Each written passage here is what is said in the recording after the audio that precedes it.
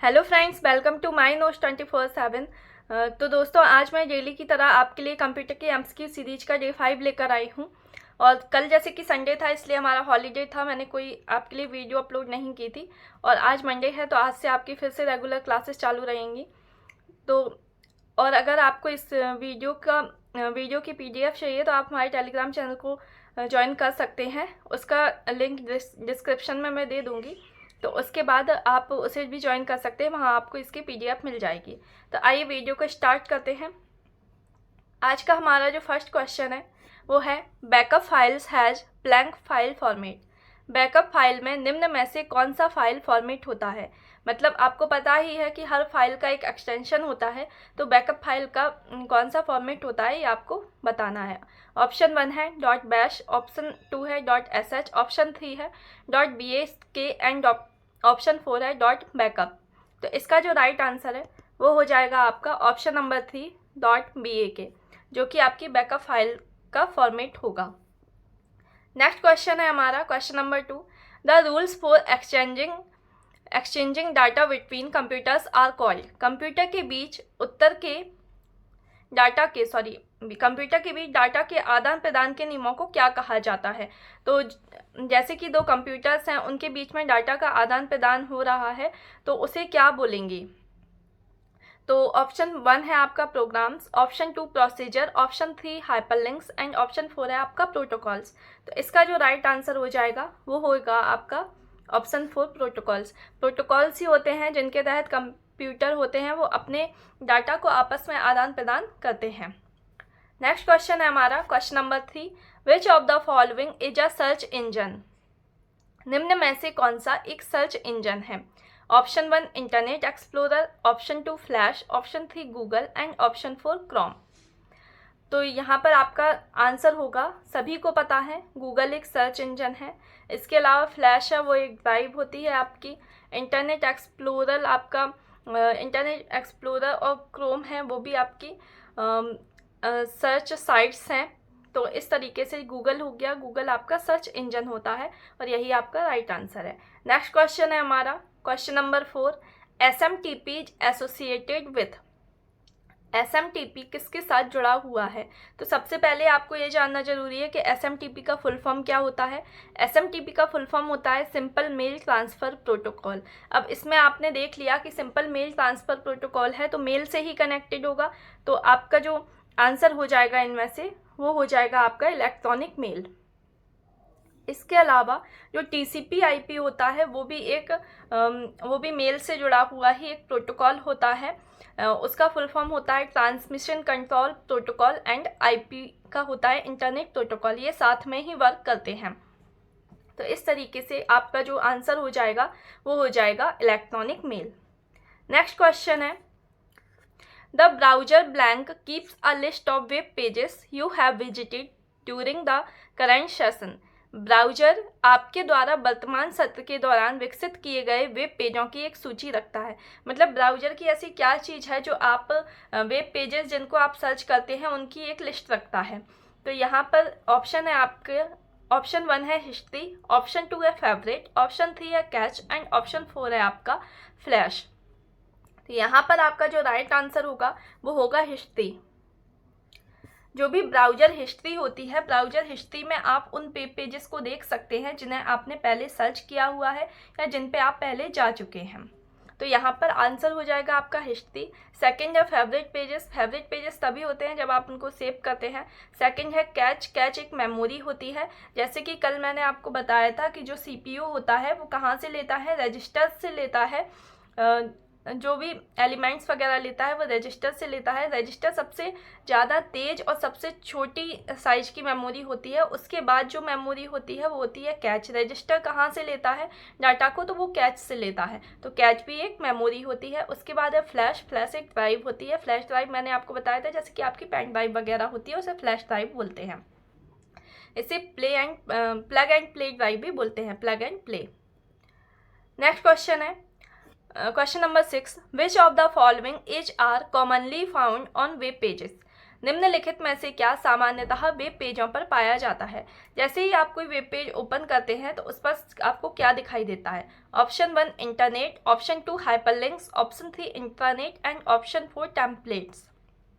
इसका जो right answer है वो हो जाएगा आपका ऑप्शन 2 हाइपरलिंक्स। आपने देखा होगा, सभी को डिस्कस कर लेते हैं। इंटरनेट है, इंटरनेट के द्वारा आप इंटरनेट के बिना आप किसी भी वेब पेज को ओपन नहीं कर सकते हैं, क्योंकि आपको डाटा की आवश्यकता होती है। और इंटरनेट का छोटा रूप होता है जो कि एक सीमित क्षेत्र में आपको नेट प्रदान करता है। और ऑप्शन 4 टेम्पलेट्स होते हैं। टेम्पलेट्स एक तरीके से मॉडल्स वगैरह होते हैं जो बनाए जाते हैं। उसके बाद है आपका हाइपरलिंक्स। हाइपरलिंक इसका करेक्ट आंसर है। हाइपरलिंक्स होती हैं बहुत सारी लिंक्स जो कि आपस में जुड़ी हुई होती हैं। तो जब आप वेब पेज पर जाते हैं तो वहाँ पर आपको बहुत सारी लिंक्स मिलती हैं जिनसे डाटा जुड़ा हुआ होता है, और लिंक्स के अंदर भी आपको लिंक्स मिलती हैं, तो उन्हें हाइपरलिंक्स कहा जाता है। नेक्स्ट क्वेश्चन है हमारा question number 7। Which function is used to begin a paragraph with a large dropped initial capital letter in a Word document? Word document में एक बड़े ड्रॉप्ड प्रारंभिक कैपिटल अक्षर के साथ एक पैराग्राफ शुरू करने के लिए कौन से फंक्शन का उपयोग किया जाता है? Option 1 caps, option 2 all caps, option 3 drop cap and option 4 format. इसका जो राइट आंसर है वो हो जाएगा आपका ऑप्शन 3 ड्रॉप कैप। अब ड्रॉप कैप क्या होता है? जब आप ड्रॉप कैप फंक्शन का यूज करेंगे तो आपने देखा होगा कि न्यूज़पेपर वगैरह में देखा होगा कि जैसे कोई भी पैराग्राफ लिखा हुआ होता है तो यानी उस पैराग्राफ का जो फर्स्ट लेटर है वो बहुत ही बड़े साइज में होता है, और अदर लेटर होते हैं वो अपने नॉर्मल साइज में होते हैं। तो वहाँ पर ड्रॉप कैप का यूज किया जाता है जो फर्स्ट लेटर है उसे हाईलाइट करने के लिए, उसे बड़ा दिखाने के लिए। तो आपका जो आंसर हो जाएगा वो हो जाएगा ड्रॉप कैप। नेक्स्ट क्वेश्चन है विच of the file extension is used for a batch file? Batch file के लिए निम्नलिखित में से किस फाइल एक्सटेंशन का उपयोग किया जाता है? Option 1 .bat, option 2 .txt, option 3 .obj and option 4 .xml। तो इसका जो राइट आंसर है वो है ऑप्शन 1 BAT। बैच फाइल के लिए .bat एक्सटेंशन का यूज किया जाता है। नेक्स्ट क्वेश्चन है हमारा विच of the following is not an example of database management system?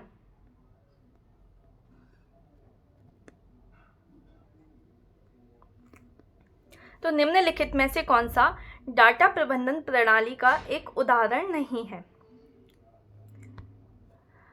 Database प्रबंधन प्रणाली का उदाहरण नहीं है। ऑप्शन 1 है MS एक्सेस, ऑप्शन 2 है MySQL एंड ऑप्शन 3 है ओरेकल एंड ऑप्शन 4 है आपका फाइल। तो जो आपका राइट आंसर हो जाएगा वो हो जाएगा आपका फाइल।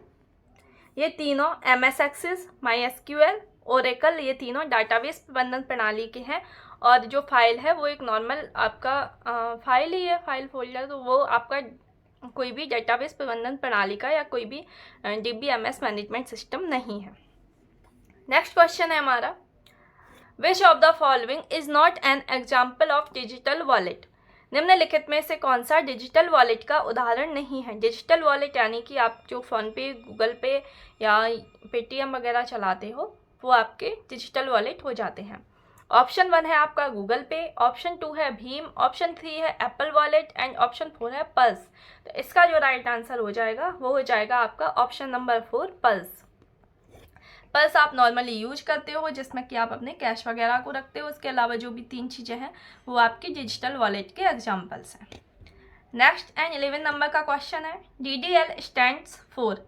DDL का पूर्ण रूप क्या है? Option 1 data definition language, option 2 data descriptive language, option 3 direct definition language and option 4 है आपका डिस्क्रीट डेफिनेशन लैंग्वेज। तो DDL का फुल फॉर्म होता है आपका data definition language. Next question है हमारा question number 12 which company has developed the Snapdragon processor? Snapdragon processor किस कंपनी ने विकसित किया है?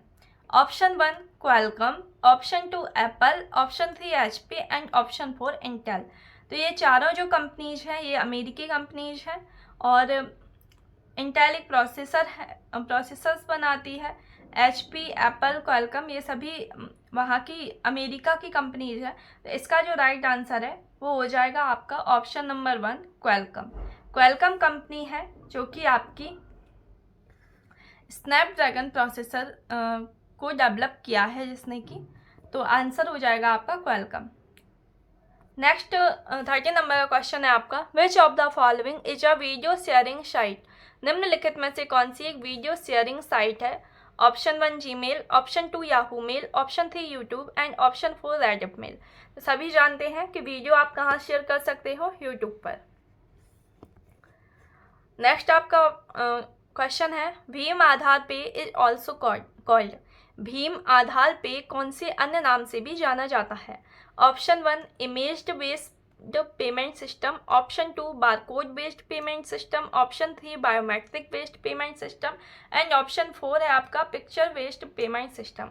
तो जो भीम आधार पे है उसको कहा जाता है बायोमेट्रिक बेस्ड पेमेंट सिस्टम भी कहा जाता है। बायोमेट्रिक यानी क्या होता है कि आप अपनी आंखों के स्कैन के द्वारा या आप अपने थंब के स्कैन द्वारा पेमेंट कर सकते हो। नेक्स्ट एंड लास्ट क्वेश्चन है हमारा आज का, the undo the case change press. Case change को पूर्ववत करने के लिए दबाएं। तो जब भी आपको अंडू करना होता है तो उसके लिए आप क्या यूज करेंगे। ऑप्शन 1 है आपका Ctrl+Z, option 2 Ctrl+C, option 3 Ctrl+V and option 4 है आपका Ctrl+B। तो आंसर आपका हो जाएगा ऑप्शन नंबर 1 Ctrl+Z। Ctrl+Z आप जैसे ही प्रेस करते हैं आप अंडू कर सकते हैं, मतलब एक स्टेप आप पीछे जा सकते हैं। तो दोस्तों यहाँ पर आज मैंने आपको कंप्यूटर के एमसीक्यू सीरीज की 5th क्लास डिस्कस की है, जिसमें मैंने इम्पोर्टेंट 15 क्वेश्चंस को डिस्कस किया है। और ये क्वेश्चंस थोड़े आपको भी पढ़ने में लगते होंगे कि नॉर्मल क्वेश्चंस नहीं हैं और इम्पोर्टेंट क्वेश्चंस हैं, तो आप इन्हें ज़रूर पढ़ें। उसके बाद अगर आपको वीडियो अच्छी लगी है तो वीडियो को लाइक करें, चैनल को सब्सक्राइब करें, जिससे कि आगे आने वाली वीडियो का नोटिफिकेशन आपको सबसे पहले मिले। उसके अलावा बच्चे पूछते रहते हैं कि मैम एमपी हाई कोर्ट की वैकेंसी कब आएगी, तो आपको थोड़ा तो सब्र करना पड़ेगा। ऐसा नहीं है कि हर चौथे दिन मैं वीडियो बनाकर आपको बोलूँ कि अब आ रही है अब आ रही है, थोड़ा तो आपको सब्र करना पड़ेगा। और अगर आप पेपर निकाल भी लोगे तो आपको टाइपिंग में बहुत अच्छी आपको तैयारी करनी पड़ेगी, क्योंकि आपकी जो टाइपिंग होती है आपको भी पता है वो डिक्टेशन बेस्ड होती है। डिक्टेशन में आपको सुनकर टाइप करना होता है, जो कि काफ़ी टफ हो जाती है। लास्ट टाइम जो एग्ज़ाम हुआ था उसमें आपको दी जाती है कि 40 वर्ड्स पर मिनट आपको टाइप करने हैं, लेकिन आप अपने आसपास के लोगों से भी पूछेंगे जिन्होंने एमपी हाई कोर्ट का एग्ज़ाम दिया था, तो लास्ट टाइम जो डिक्टेशन दी गई थी वो 50 वर्ड्स पर मिनट की भी दी गई थी। तो अकेले ये वाला एग्ज़ाम निकालने से आपका कुछ नहीं होगा। अगर आपको वाकई में आपको लगता है कि हाँ मैं एमपी हाई कोर्ट AG3 का पेपर निकालना है, तो आप टाइपिंग पर भी विशेष ध्यान दीजिए। आप ये मत सोचिए कि मैम कब आएगी वैकेंसी, वैकेंसी आएगी ही, 2024 में आपकी वैकेंसी आएगी ही और आपका एग्ज़ाम भी होगा। तो आप अगर इन पर पढ़ रहे हैं तो इसके साथ आप टाइपिंग पर भी ध्यान दीजिए। बिना टाइपिंग आपका सिलेक्शन नहीं होने वाला है, इसीलिए आप अपनी टाइपिंग पर भी ध्यान दीजिए। उसके साथ ये सब भी पढ़ते रहिए, जिससे कि आपका प्री एंड मेंस दोनों क्लियर हो जाए। तो उसके अलावा आपको अगर इसकी PDF चाहिए तो आप हमारे टेलीग्राम चैनल को ज्वाइन कर सकते हैं, जिस पे आपको ये PDF फॉर्म में मिल जाएगी। तो मिलते हैं नेक्स्ट वीडियो में, ध्यान रखिए अपना, बाय बाय, टेक केयर।